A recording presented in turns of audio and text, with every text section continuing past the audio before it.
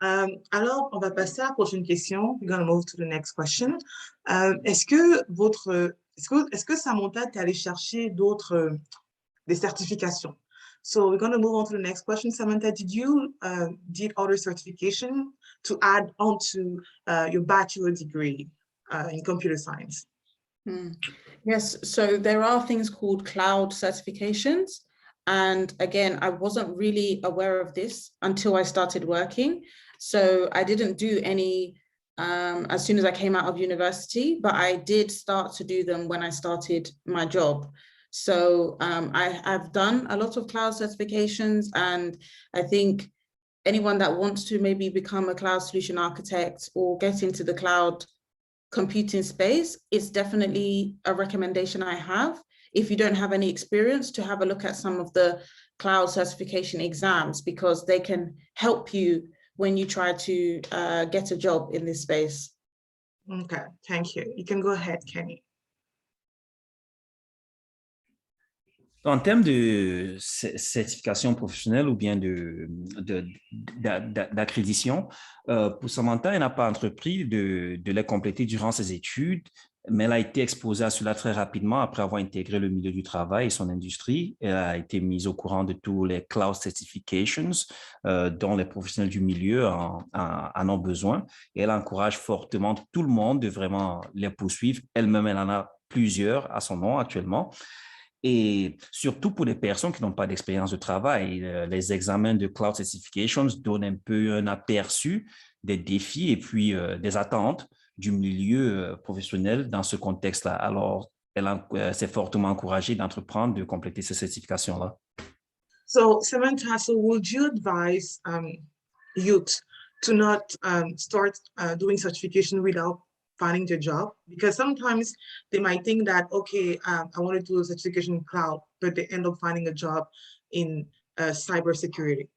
You know, so it's kind of like, so sometimes they're like, oh, I need to get ready. So I have to stay ready before, I don't know how they say that, stay ready so you don't have to get ready, something like that. Yeah. So basically they find themselves in collecting so many certification, cloud, they have it, this, they have this, and so on. And then they end up finding themselves in an area that has nothing to do with everything that they study. So what would you advise?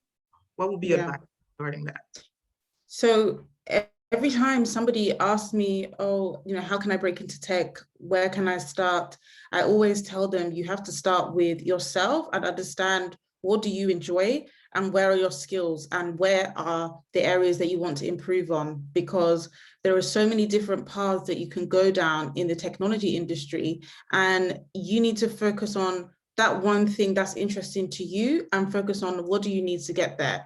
So if you have said that you want to do security, then do not go and take a cloud certification exam, you know, focus on the security exams. So, you know, I think people, I don't know whether they're just overwhelmed by what is out there, but, you know, people sometimes do things that they don't need to do, you know, for the area that they're going after. Sometimes it might just be an online course. Maybe it's a boot camp that you need to take, but there's no point doing something that's irrelevant to the direction you want to go in. So I think if you're looking at breaking into tech and you want to start taking exams, first identify what area do you want to go in, because sometimes the exam is not necessary, it's not needed. So before you start taking these exams, understand what exactly are you trying to achieve? What job do you want to get? And then work backwards from there. Okay, thank you. Before I give the voice to Kenny, I'm just going to ask the question in French.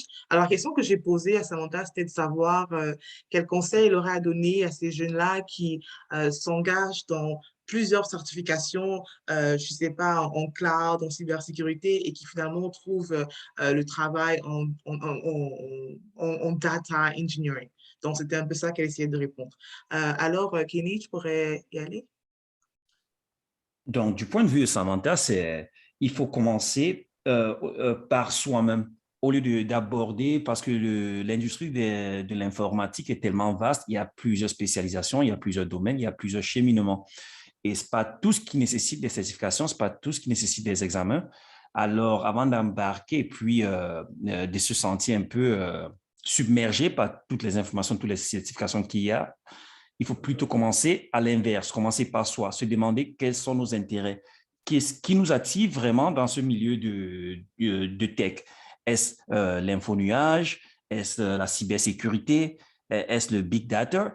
Et commencer par là. D'abord, focaliser sur quoi en particulier nous attire et ce qui nous allume vraiment. Maintenant, dès qu'on a focalisé sur cela, il faut maintenant déterminer quels sont les prérequis, quel est le chemin à suivre pour accomplir cela.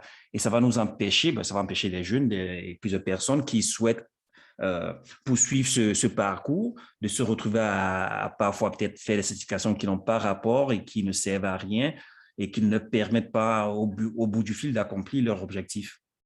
Parfait. Merci beaucoup, Kenny.